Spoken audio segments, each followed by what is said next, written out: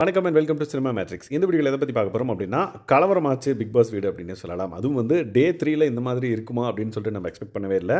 So என்ன நடந்தது அப்படின்றத டீட்டெயிலாக பார்க்கலாம். அதுக்கு முன்னாடி நம்மளோட சேனலை நீங்கள் சப்ஸ்கிரைப் பண்ணாமல் சப்ஸ்கிரைப் பண்ணி சப்போர்ட் பண்ணுங்கள்.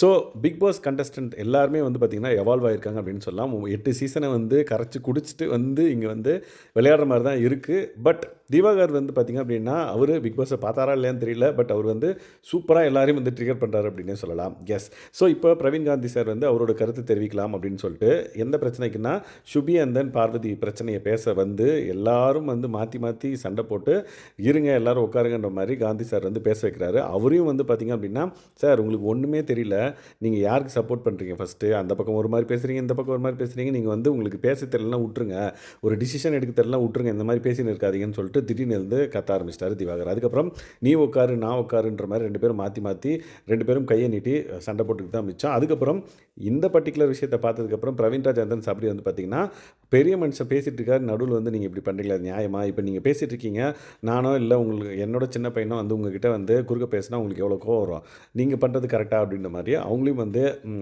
ரெண்டு பேருமே வந்து பார்த்திங்க அப்படின்னா சண்டை போட்டுட்டு இருந்தாங்க.